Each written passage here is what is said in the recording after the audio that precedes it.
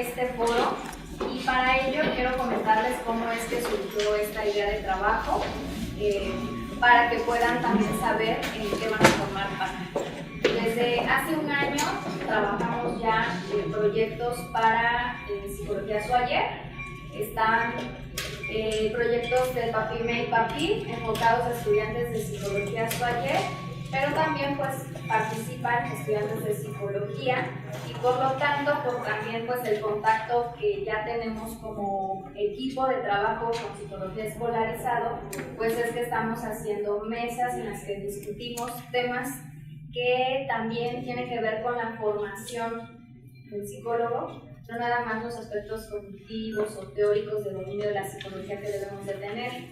Estamos enfocados en un área que también tiene que ver con los aspectos sociales y que no podemos olvidar que como profesionistas pues estamos en interacción con los otros y esto es importante para también en los aspectos actitudinales de nuestra formación pues se deben de considerar, se deben de hablar.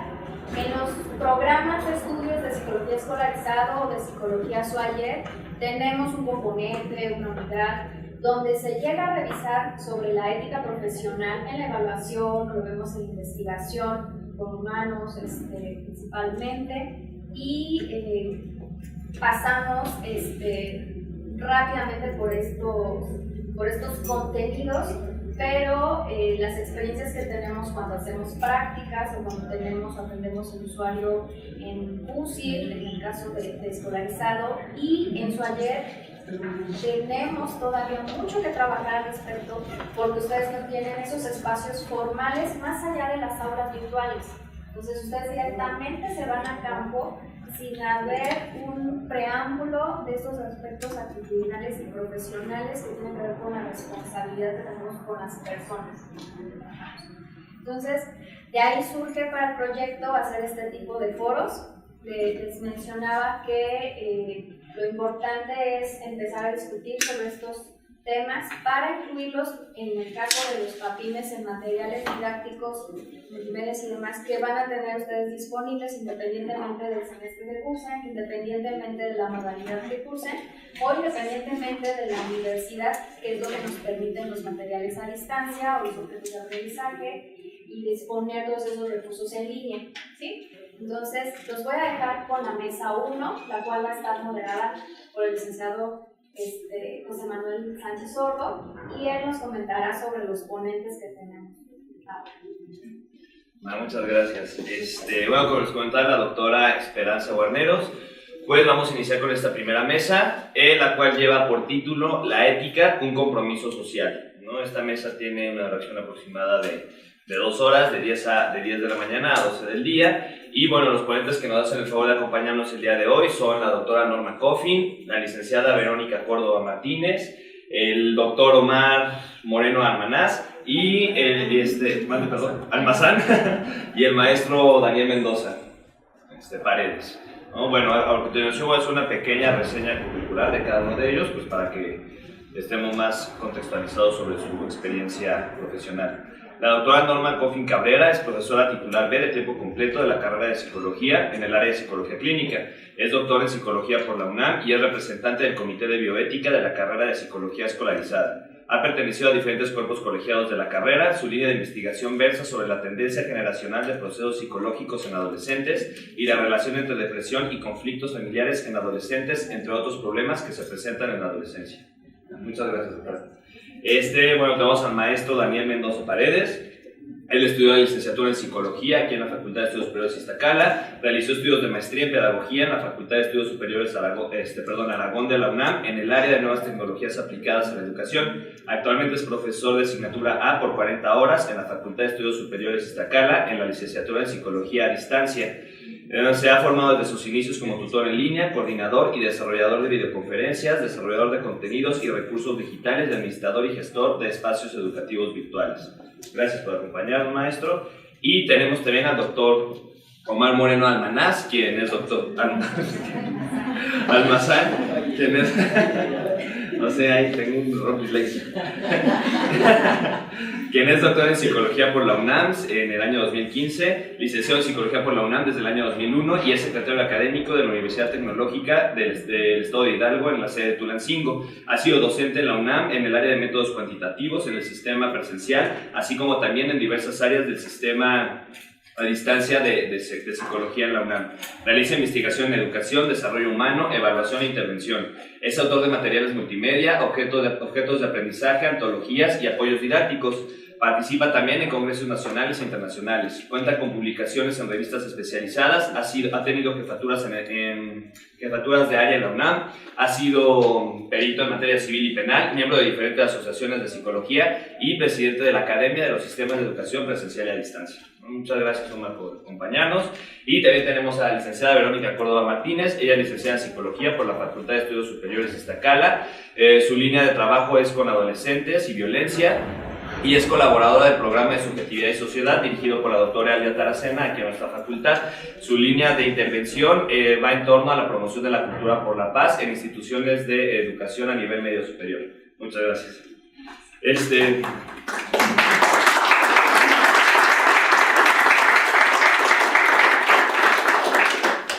Bueno, la dinámica pues va a ser de la siguiente forma.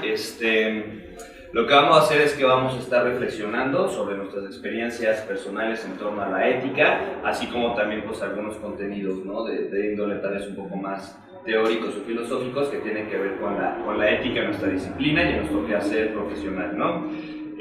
Bueno, para ello, pues los temas que vamos a estar retomando durante la mesa, durante la discusión, son los siguientes. ¿Qué es la ética? Es la importancia de un desempeño ético y profesional, la ética como una cuestión moral o legal y la ética como respuesta social, así como también de valores personales, ¿no? Entonces, bueno, para ello voy a hacer una pequeña lectura de una definición de ética tomada del diccionario filosófico Herder, y el cual define la ética de la siguiente manera. Ética, de griego étike, derivado de ethos, carácter, y según Aristóteles de ethos, costumbre. Rama de la filosofía cuyo objeto de estudio es la moral. Si por moral hay que entender el conjunto de normas o costumbres, mores, que rigen la conducta de una persona para que pueda considerarse buena. La ética es la reflexión racional sobre qué se entiende por conducta buena y en qué se fundamentan los denominados juicios morales. Las morales, puesto que forman parte de la vida humana concreta y tienen juicio en sus fundamentos y tienen fundamento en las costumbres, son muchas y variadas. Por ejemplo, la cristiana, la musulmana, la moral de los indios, etc., y se aceptan tal como son, mientras que la ética se apoya en un análisis racional de la conducta moral. Tiende a cierta universalidad de conceptos y principios, y aunque admita diversidad de sistemas éticos o maneras concretas de reflexionar sobre la moral, exige su fundamentación y admite su crítica. Igual como han de fundamentarse y pueden criticarse las opiniones. En resumen, la ética es a la moral lo que la teoría es a la práctica. La moral es un tipo de conducta, la ética es una reflexión filosófica. La ética no crea la moral, aunque es cierto que toda moral efectiva supone ciertos principios, normas o reglas de conducta. No es la ética la que en una comunidad dada establece esos principios o normas. La ética se encuentra con una experiencia histórico-social en el terreno de la moral, o sea, con una serie de morales efectivas ya dadas, y partiendo de ellas trata de establecer la esencia de la moral, su origen, las condiciones objetivas y subjetivas del acto moral, las fuentes de la valoración moral, la naturaleza y función de los juicios morales, los criterios de justificación de dichos juicios y el principio de que se rige el cambio y sucesión de diferentes sistemas morales.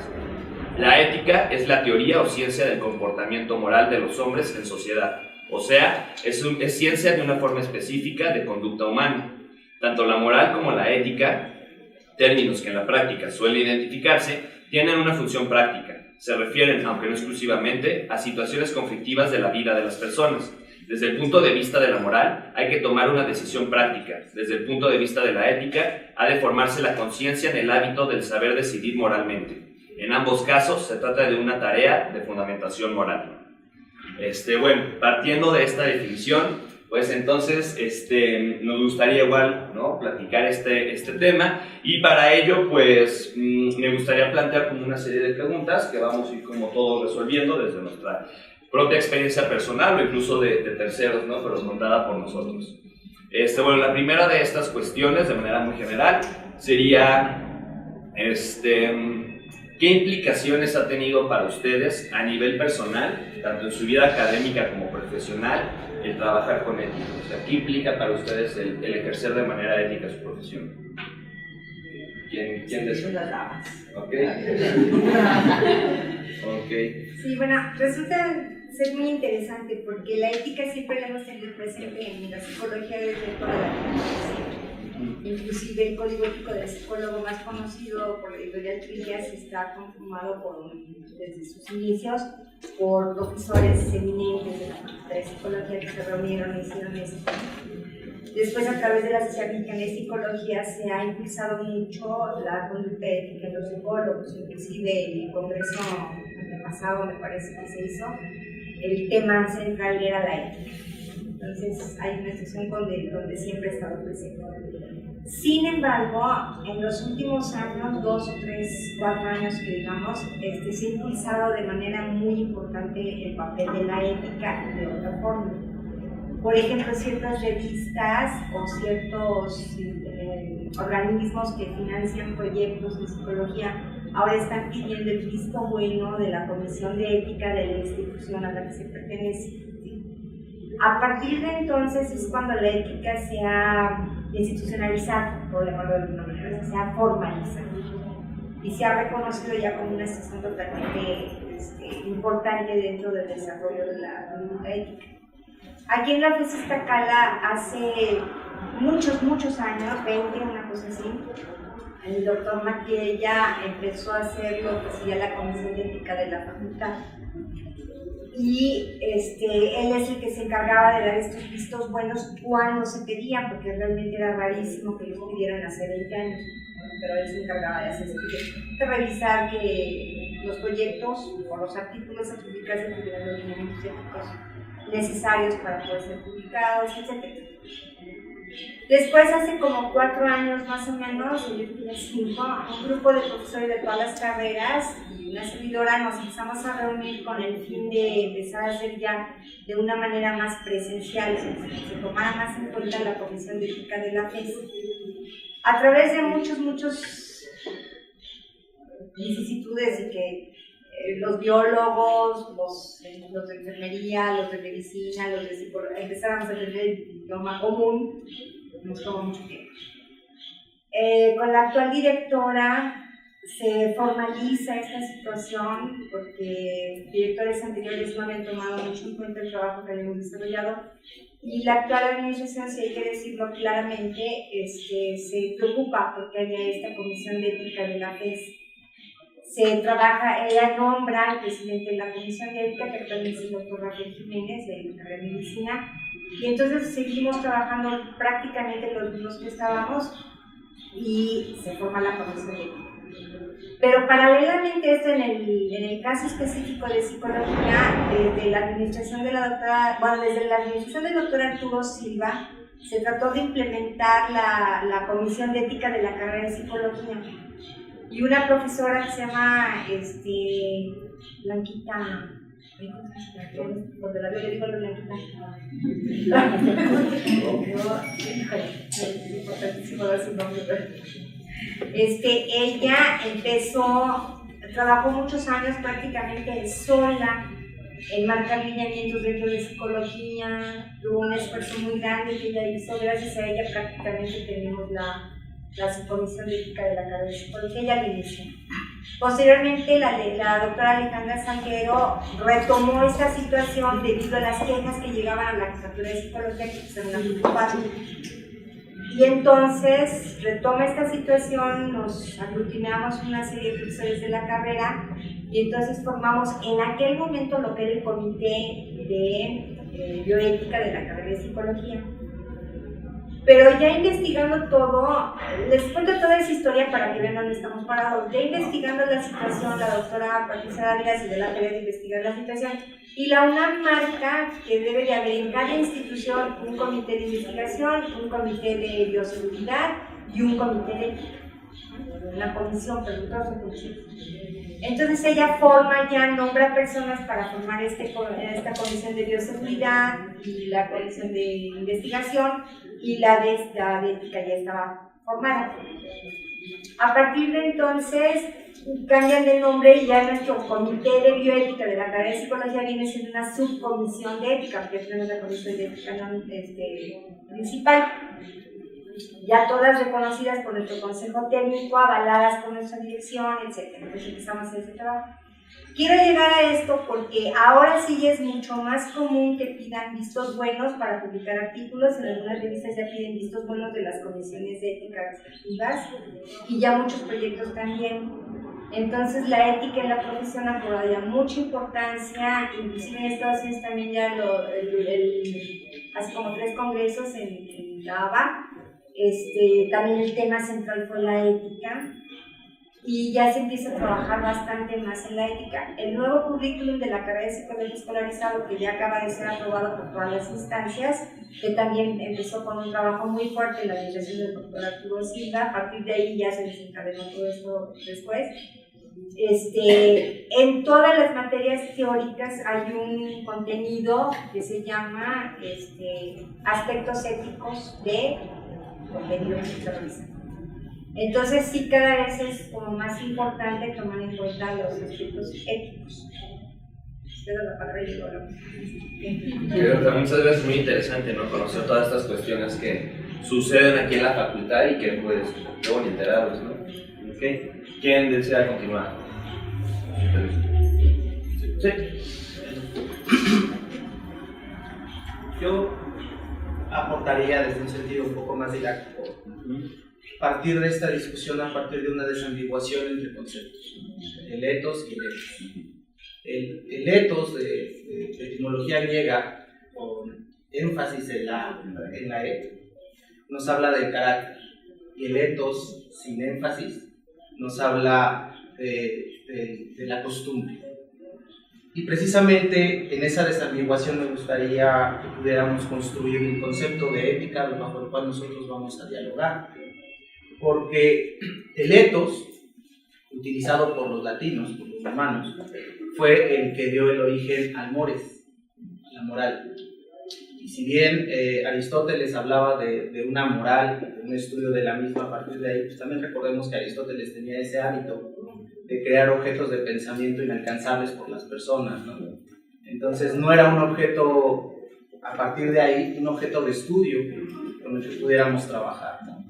De hecho ahí vemos el vocablo de la ética como una parte del carácter que se puede formar, y el etnos, que de ahí viene ethos, sin énfasis, el análisis de las costumbres que vamos construyendo conforme vamos interactuando con nuestros iguales, con nuestro entorno. El mores no es algo que nosotros podamos transformar de manera directa, siempre va a ser transformado de forma indirecta y siempre va a depender de cuestiones históricas del individuo, de contextos, de vivencias, de experiencias en las cuales nosotros no tenemos injerencia. Podemos instaurarlas de manera social, pero a partir precisamente de estos acuerdos, de estos convenios que hacemos entre personas, entre iguales y entre profesionales. Por ello, en las universidades, el ethos, el carácter, es el que tiene su presencia. Porque lo que se busca es que en la formación de profesionales y en el trabajo profesional se trabaje bajo un objeto de conocimiento ideológico, de pensamiento y de estudio, el cual sí podamos incidir. Cuando nosotros formamos a un profesional, atendiendo a la pregunta que me tomas, en la parte de mi práctica profesional, no nada más podemos formar con conocimientos, que al final de cuentas el conocimiento es el punto clave y nodal por el cual el estudiante busca formarse. Pero algo que también se le olvida a partir de esta inserción dentro de un mundo de conceptos, de métodos, de prácticas, de fines, algo que se le olvida al estudiante es por qué quiso ser lo que buscó ser. Y en ese trasfondo está un carácter el cual busca alcanzar. O sea, cuando uno dice quiero ser médico, no lo hace nada más por la simple situación de me gusta la sangre, me gusta tratar con personas. De alguna manera lo que buscas es un carácter para enfrentarte a la salud, a la enfermedad, enfrentarte al prejuicio e inclusive al estatus que ese conocimiento te da. Y lo mismo pasa con el estudiante de psicología. El estudiante de psicología, si bien viene con un trasfondo de una conformación social, sociocultural, busca de alguna manera incidir en su realidad a partir de la práctica de la psicología. Y bueno, su propia experiencia lo lleva a ir introduciéndote en otros ámbitos que no eran propiamente los con los que deseó ingresar, ¿no? O con los que ingresó. La propia práctica de la psicología, la propia interacción con los maestros te va dando esa visión del carácter, ¿no? Terminas diciendo, yo quiero ser como la doctora Coffin, pues no nada más por los conocimientos que domina, sino el cómo los afronta. Claro. Que esa es la parte ética, ¿no? La parte de la decisión voluntaria, ¿no? Del bolos, del colectivo, ¿no? En donde efectivamente yo soy consciente de los actos que yo realizo, no nada más por un sistema de creencias o de prácticas en donde la experiencia me ha llevado a configurar que esa es la práctica, sino que esa situación de toma de decisiones es producto de una experiencia consensuada, de una experiencia aterrizada a partir de la conciencia, ¿no? de una razón, de un porqué, y no apegado a un sistema de creencias, ¿no? Ahí es en donde las disciplinas, las teorías, se tienen que analizar y estudiar, ¿no? Desde la parte epistémica, ¿no? El episteme es esa parte histórica que nos va configurando un modelo de pensamiento, y a partir de ese modelo de pensamiento, que es un sistema de creencias, se conforma un sistema metodológico, un sistema ya más aterrizado a una ciencia, donde yo pongo a prueba mis creencias para no basarme en mis creencias, sino precisamente en un sistema configurado de toma de decisiones. Entonces yo creo que una desambiguación en este caso nos daría la importancia de por qué trabajamos desde el ethos, desde la ética, porque no nada más buscamos que el estudiante, que el profesional ejerza con un sistema de conocimientos y un sistema valoral de la experiencia, sino que esa experiencia esté depositada sobre un sistema epistémico que le pueda dar valor, confiabilidad y validez a las decisiones que estás tomando. Okay. Y muy interesante, maestro Daniel. No sé si alguien más quiera comentar o complementar estas cuestiones. Sí, bueno, ¿podrías repetir la pregunta? Ajá, en tu forma personal, ¿no? de ejercer tu profesión desde la ética, pues ¿qué implicaciones ha tenido para ti? ¿Cuáles son como tus reflexiones de manera general, ¿no? en qué hacer profesional desde la ética? Ok, bueno, pues nosotros, yo pienso que cuando estamos aquí en la carrera, efectivamente se nos menciona esta cuestión de la ética, pero yo considero, no sé ustedes, que la ética que de alguna forma nos enseñan aquí a desarrollar va mucho en función del modelo económico que está como implantado en nuestro país, ¿no?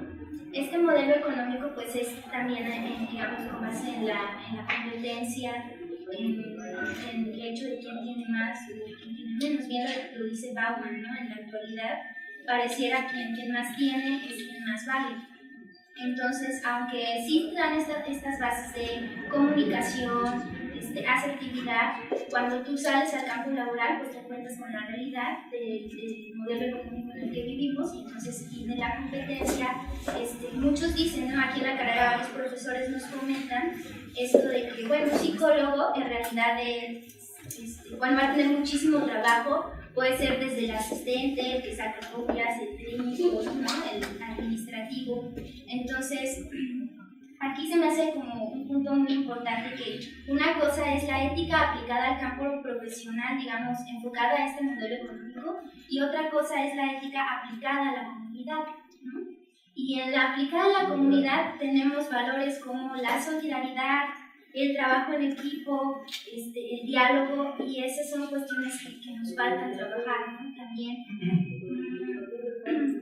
Desde mi perspectiva como psicóloga, a mí me ha interesado mucho, una vez que salgo, pues analizar, digamos, los problemas sociales, digamos, con esto que dice el doctor, porque la ética yo creo que es más que un estatus pedagógico o psicológico. La ética va en función de qué vas a devolver tú a tu comunidad o con las personas que estés trabajando, ¿no? En este sentido, pues a mí me ha interesado mucho empezar a trabajar problemas que son comunes y que los vemos en todos lados, como sería el consumo de drogas, la violencia, la deserción, sobre todo en nivel medio superior. Pero no solo abordar el problema desde aplico un cuestionario, presento unas gráficas y digo, tantos alumnos tuvieron tanta deserción, sino una cuestión más multireferencial que nos pueda explicar bien el fenómeno. Esto es, pues, primero que nada, asistir a lo mejor a la escuela o a la institución educativa, analizar las necesidades que tiene esa institución y en función de esas necesidades, nosotros como psicólogos presentar una propuesta, presentar una alternativa de solución que englobe todas estas herramientas que de alguna forma se nos dan a lo largo de la carrera. En este sentido, pues también se me hace muy importante que los psicólogos debemos de empezar a abordar problemas sociales actuales que se están presentando, no solamente a lo mejor lo que vemos a lo largo de la carrera, sino una vez que sales, bueno, o sea, ¿qué está pasando? Y también qué me impacta, ¿no? Porque, como decía el doctor, pues mucho tiene que ver el tema que elijamos con la implicación que tengamos nosotros, cómo queremos abordar el problema. Entonces, bueno, me parece desde mi perspectiva, pues la ética es esto, ¿no? O sea, salir, encontrarte con el campo del trabajo, analizar la problemática y ver qué propuesta vas a presentar tú en función de todo esto. No solo desde tu cuadro así de psicólogo que te enseñaron en la universidad, sino desde aspectos más multidiferenciales que pudieran indicar la historia, la antropología, la sociología, incluso la economía o la política. Muchas gracias. Bueno, Omar. Muchas gracias, Doctor Omar.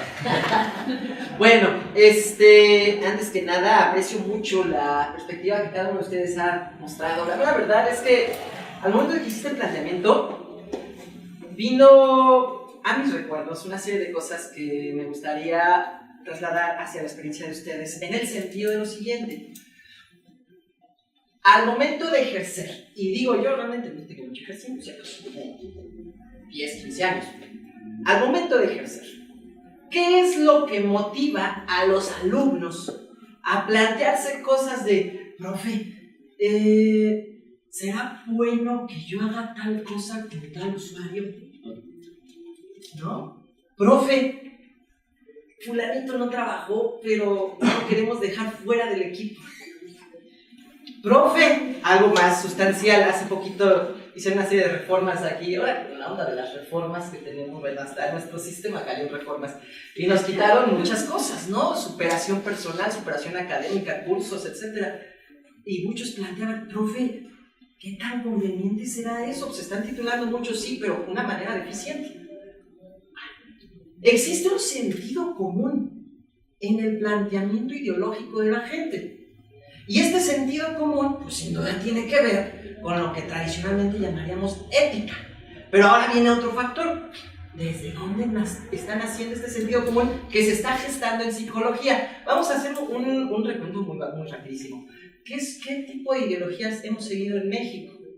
Hemos seguido un tipo de ideología basado, en principio, en una especie de idea de consumismo. Por otro lado, en una especie de ideas basadas en conquista. Somos un pueblo conquistado.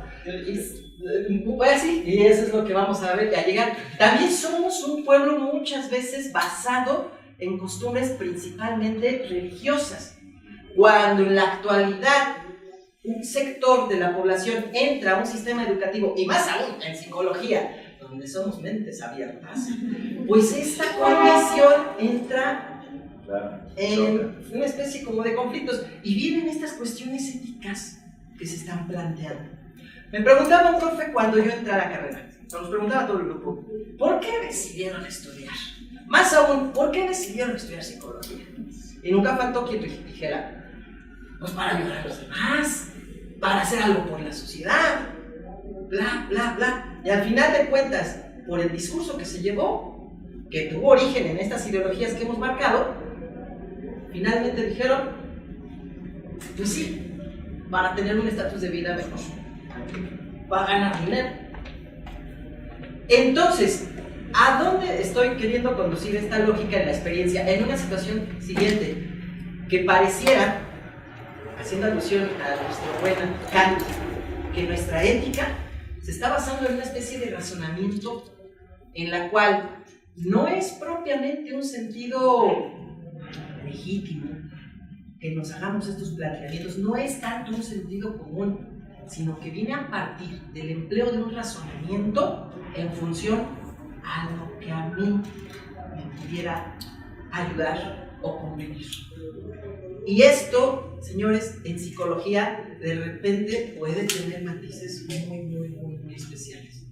Al grado tal, imagínense, según la NUIES, son más de 350 instituciones que imparten psicología.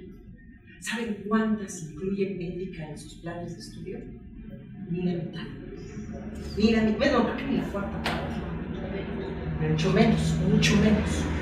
Lo cual nos sitúa en una condición de que, bueno, si venimos de estas tradiciones, de un pueblo con estas tradiciones, estamos ante un panorama donde vamos a ayudar a la gente. Y no tenemos este sentido. Imagínense ustedes cómo se ha desarrollado este sentido ético. Básicamente la experiencia que se ha tenido es en función a eso, en un sentido, insisto, y sí, pues somos un pueblo marcado también por el positivismo, muy kantiano, de esta condición ética, ¿no? Pero bueno, yo lo dejo a su consideración, evidentemente hay discrepancias al respecto, pero en mi experiencia personal, básicamente ha sido así. Gracias. Sí, justamente, ¿no? Hasta ahorita han salido como puntos muy interesantes.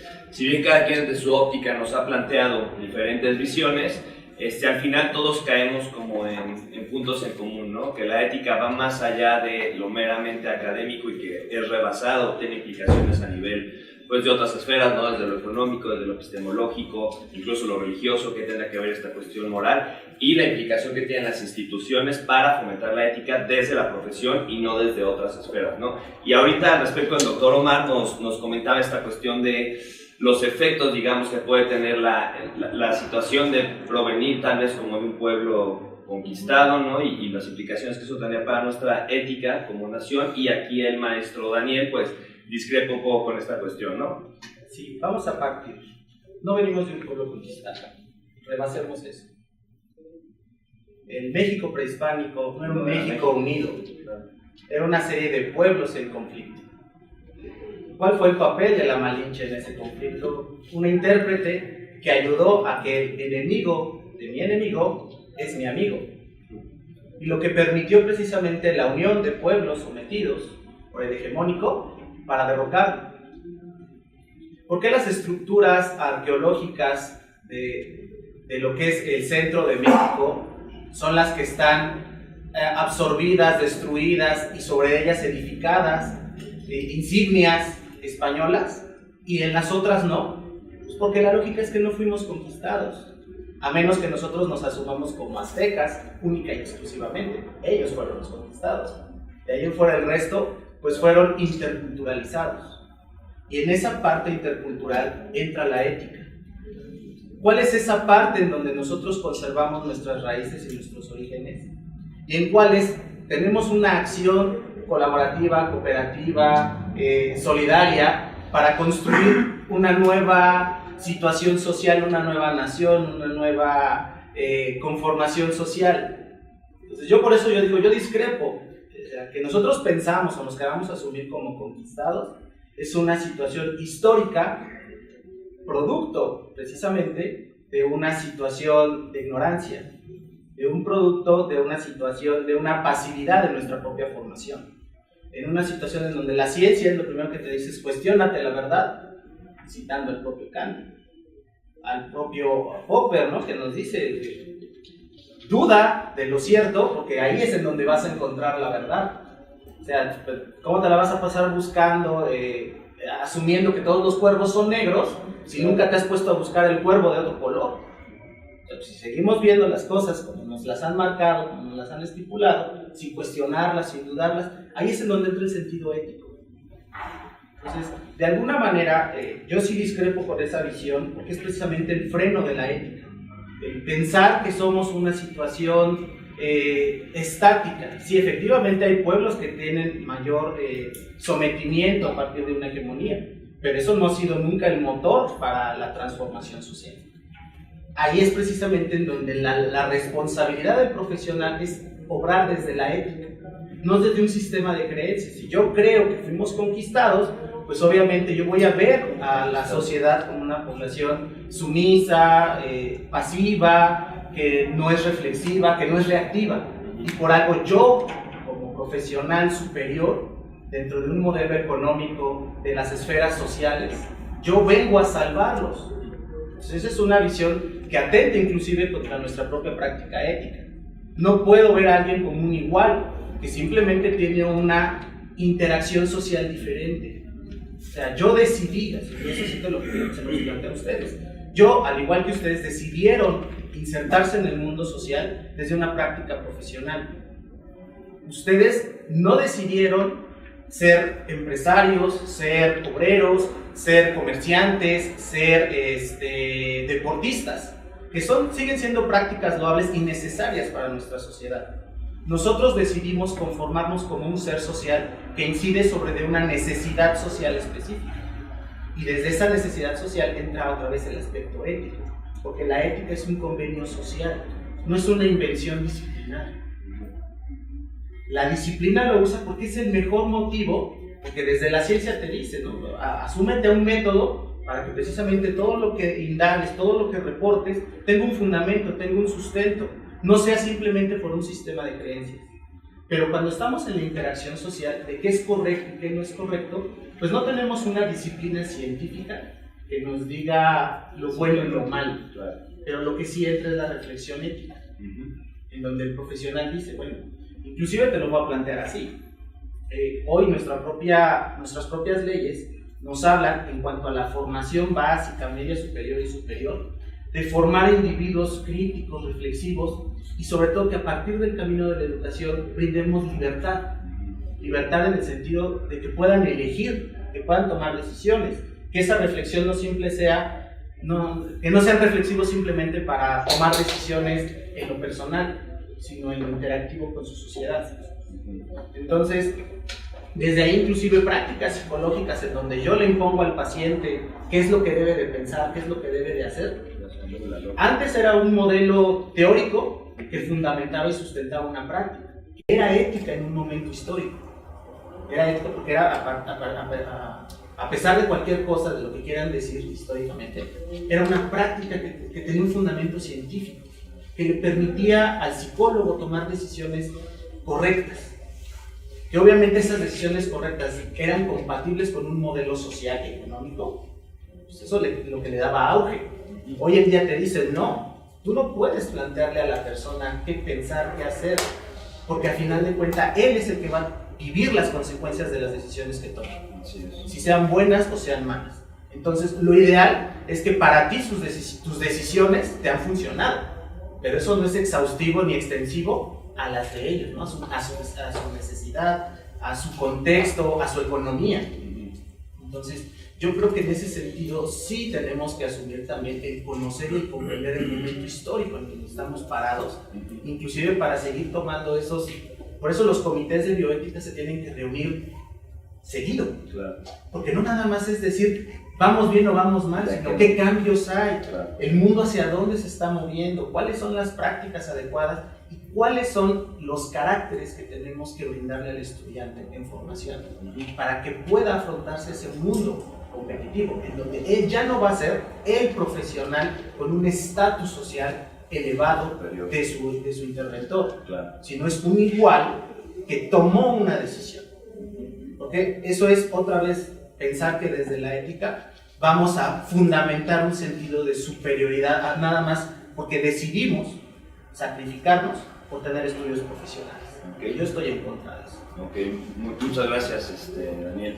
Y bueno, justamente, ¿no? A raíz de estas reflexiones que hacen tanto el doctor Omar como tú, pues surge esta polémica, encuentro de visiones, ¿no? Porque por un lado, si bien, ¿no? En efecto, México prehispánico no era México, ¿no? México se funda a partir del mestizaje y la historia que conocemos México como tal. Sin embargo, pues siempre va a quedar este estigma en el colectivo, ¿no? O sea, no podemos tampoco separarlo.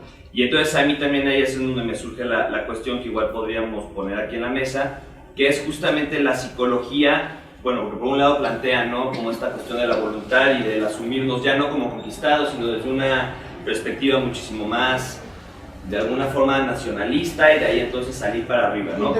Intercultural, digámosle, ¿no? Pero entonces yo ahí es donde propongo, ¿no? Entonces, ¿qué ha hecho la psicología mexicana como psicología? Porque si bien al final del día seguimos modelos que no se han creado en México, o sea, toda la ciencia psicológica es occidental, es estadounidense, ¿no? Entonces ahí de alguna u otra forma, si bien es una conquista material, al menos es una conquista a nivel de pensamiento. Entonces, por ende, nuestra ética como psicólogos pues se va a ver limitada o permeada por las visiones que tienen los que hacen estas teorías, ¿no? No que sean buenas o que sean malas, ¿no? Justamente, pero pues van a tener impactos a nivel pues ya aplicado, ¿no? Porque provienen de sociedades completamente distintas, ¿no? Y retomando justamente esta cuestión como ilustrada, ¿no? De Kant y todos ellos que plantean, por ejemplo, ¿no? El tener el valor de servirte de tu propia razón, ese es donde yo me pregunto, a nivel ético, ¿qué se ha hecho en México para realmente contextualizar a la psicología en México, ¿no? O sea, como una nación no conquistada, etcétera? Entonces, ¿por qué seguir modelos hegemónicos que vienen de países superiores, ¿no?, a los cuales de alguna u otra manera les debemos cuentas, ¿no? Llámese Estados Unidos, en fin, ¿no? O sea, todas estas cuestiones teóricas e incluso hasta los planes de intervención, ¿no? Uno está ahí con el usuario, paciente, como lo queramos decir, y pues ¿qué hacemos, no? O sea, igual nos vamos a literatura muchas veces norteamericana o de otros países, y vienen planes de intervención que se ha hecho con esa población, la misma evaluación psicológica, ¿no?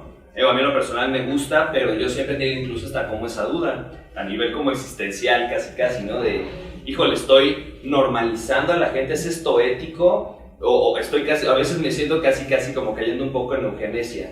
Digo, obviamente no los mando a esterilizar, ni mucho menos, pero en su momento fue válido, incluso en México, ¿no? Se fundó la Sociedad de Estudios Eugenésicos en los años 20. En Veracruz, por ejemplo, se implementó el programa de higiene mental y eugenesia avalada por el gobierno federal, ¿no? Donde se hacían todas estas prácticas de esterilización a las personas con coeficiente intelectual bajo, que no se casen entre sí porque entonces van a tener hijos tontitos, mejor que los que son ricos e inteligentes se reproduzcan y los otros no. Y de alguna manera la psicología, si bien ya traemos este nuevo discurso de escucha al otro, el otro es el que sabe, tú no sabes, pero pues sigue permeada, ¿no? O sea, yo llego y le aplico un whisky al niño y me sale con un coeficiente intelectual bajo. ¿Luego qué? ¿No? Ahí exploro mucho también esta cuestión que retomaba la licenciada Verónica, de decir, ¿y la intervención qué? ¿No? Me quedo nada más a este nivel de, ok, no, pues sí señora, su hijo tiene un coeficiente intelectual bajo. ¿No? Ahí la ética, ¿qué papel juega? ¿Cómo, perdón? Y lo que implica eso a nivel ético. Claro, porque puedes, pues se va a escuchar muy fatalista tal vez, ¿no? Pero destrozarle la vida si no eres ético, justamente, ¿no? Si tu qué hacer no es ético, es el cómo decir las cosas, cómo plantear soluciones alternativas. Creo que ahí sí influye mucho estos modelos económicos y epistemológicos que usamos como psicólogos mexicanos, que no son modelos mexicanos, ¿no? Ahí, ¿qué cuestión en cuanto a la ética? Sí, yo creo que en cuanto a la situación profesional, antes que nada quiero aclarar, ya me mandaron el nombre de la profesora que inició lo de ética, que les comentaba yo con el doctor Arturo Silva, que fue el primer jefe de carrera que empezó a trabajar esto. Y sí lo quiero aclarar, porque gracias a ellos dos estamos aquí ahorita, ¿no? O sea, definitivamente es la profesora Estela Flores. Estelita. Es Estelita. Entonces sí lo quiero dejar como muy claro, ¿no? Porque gracias a ellos dos definitivamente estamos aquí el día de hoy discutiendo ese tipo de situaciones.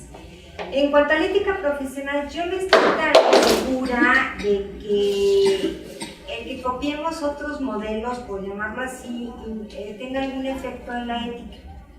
Porque la ética es algo más global, trasciende las culturas. Es decir, hay principios muy claros éticos que fundamentan, en nuestro caso, la psicología desde la investigación, la docencia y el servicio, ¿no? Son como las tres grandes ramas. Un principio fundamental, por ejemplo, de la ética para cualquier ejercicio profesional es el de beneficencia. Es decir, tenemos que otorgar un bien con la persona que estamos tratando, ¿sí? Otro sería el de no maleficencia. No le podemos ocasionar daño, ¿sí? O sea, muchas veces, por ejemplo, En Estados Unidos yo siento que la ética está tan desarrollada que inclusive está amarrada con la cuestión legal. Allá sí te juegas la cédula profesional. Tú cometes un error ético y te demandan.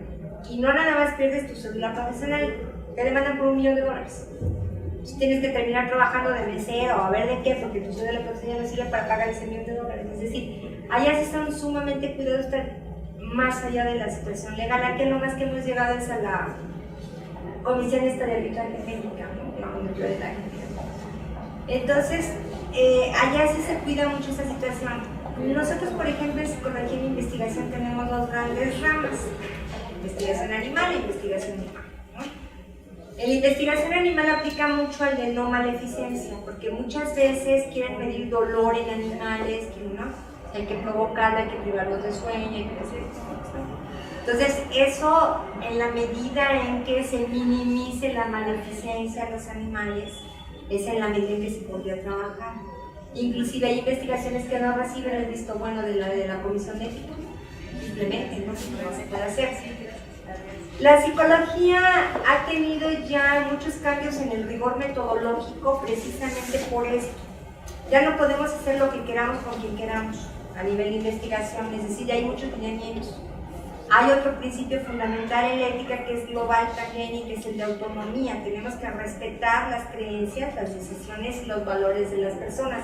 Y eso te da mucho piso para que en un momento dado, cuando tú trabajes con un usuario, no nada más por mente abierta, sino también porque él no lo permita, por su religión o por una serie de cuestiones, no puedes trabajar en las áreas. La moral. Y la ética te da, exactamente, y la ética te da ese piso donde tú sepas hasta dónde sí y hasta dónde no. Entonces estos principios de ética redondean muy bien el de beneficencia, el de no maleficencia y el de autonomía.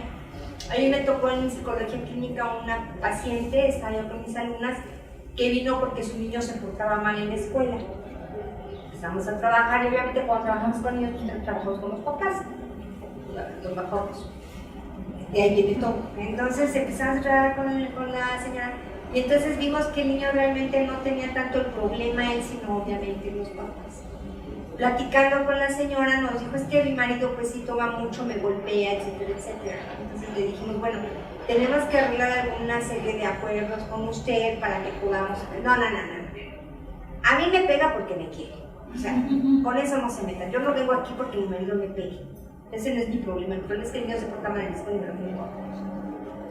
No volvemos a tocar el tema.